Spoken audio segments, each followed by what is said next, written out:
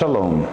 Que a paz, a prosperidade, o bem-estar, a saúde, a inteireza, a segurança esteja com você, meu irmão. Hoje nós queremos tratar deste assunto, que muitas vezes recebemos a informação que para Deus não existe pecadinho nem pecadão, que todos os pecados são iguais.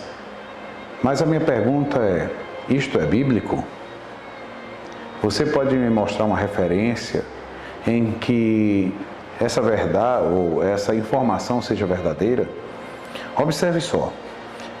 Se nós lemos o que João escreveu na sua primeira epístola, então se você abrir na primeira epístola de João, capítulo 5, você vai ver, logo no versículo 16, ele começa a dizer o seguinte: se alguém vir seu irmão cometer pecado que não leva à morte, peça e Deus dará vida a quem pecou. Existe pecado que conduz à morte. Não estou dizendo que se deva orar por estes.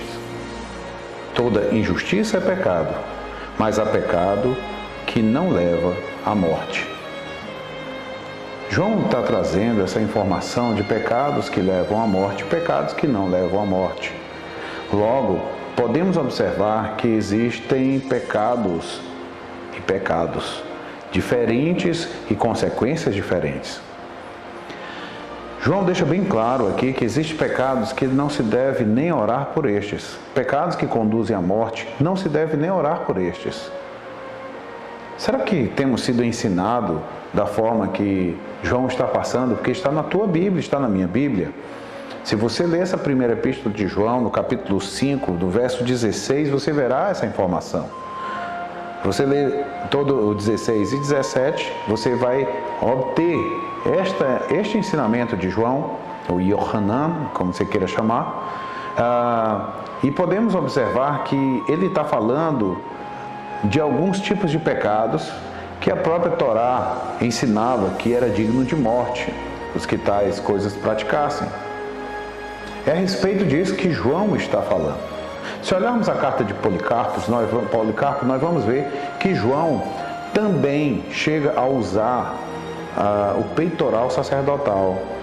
Dá para entender que João, mesmo depois de crente em Yeshua, praticava, vivia como sacerdote, sim, e que ele entendia sobre essas questões do pecado e pecados que levavam à morte. Nós podemos ver isso também de uma forma contrária, e vou dizer aqui a questão positiva daquilo que se deve praticar, é o ensinamento do próprio Senhor Yeshua de Nazaré, o nosso Messias, que deixa isso bem claro no capítulo 5 de Mateus, a partir do versículo 17, quando ele começa a dizer que aquele que pratica o menor destes mandamentos, os mandamentos não são idênticos, não são todos eles o mesmo patamar, existem mandamentos maiores e existem mandamentos menores. E ele diz que aquele que praticar o menor que seja destes mandamentos, o menor que seja, e assim ensinar os outros também a fazer, esse será chamado o maior no reino dos céus. E aquele que não pratica o menor destes mandamentos e também ensina a não praticar, é considerado o menor no reino dos céus. No reino dos céus existem maiores e menores, sim. Assim como também no juízo, na punição, existem punições com mais rigor e outras com menos rigor. De onde eu posso tirar isso? Quando Yeshua diz, ai de ti, Corazim, ai de ti, Betsaida, porque os milagres que foram feitos em ti tivessem sido feitos em Sodoma e Gomorra, eles teriam se arrependido, pois eu digo que haverá mais rigor para ti do que para Sodoma e Gomorra, naquele dia. Então nós podemos observar que há rigor na condenação, como há também diferentes premiações para aqueles que obedecem.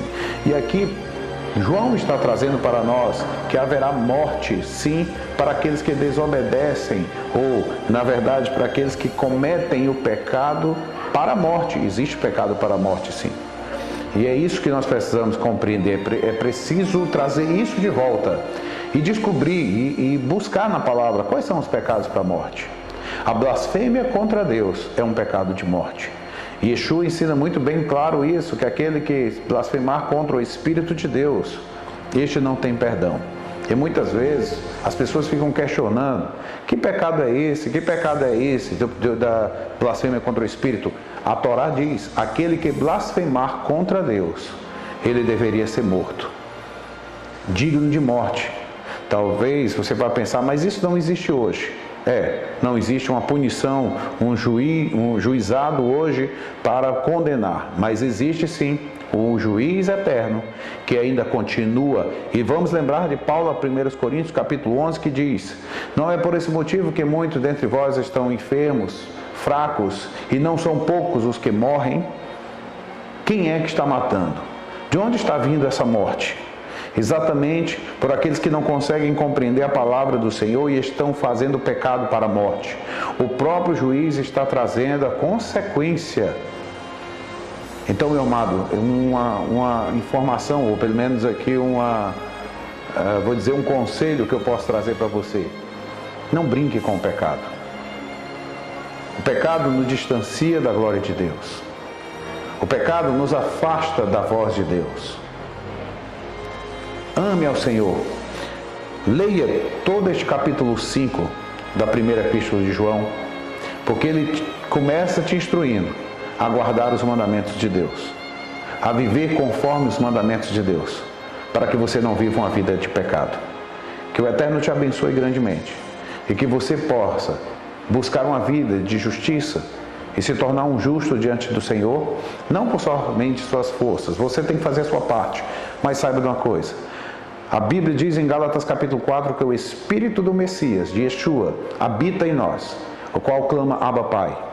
E esse mesmo Espírito vindo do Messias sobre nós, enviado por parte do Pai, ele nos fortalece e nos leva a cumprir os mandamentos do Eterno.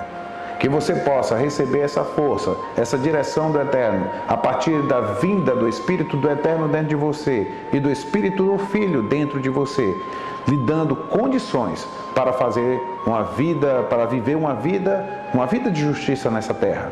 E assim, você ser naquele dia dito: vinde, bendito do meu Pai. Que o Yeshua possa realmente lhe receber de uma forma gloriosa. Que o Eterno te abençoe grandemente e tenha uma vida abundante diante do Senhor. Shalom.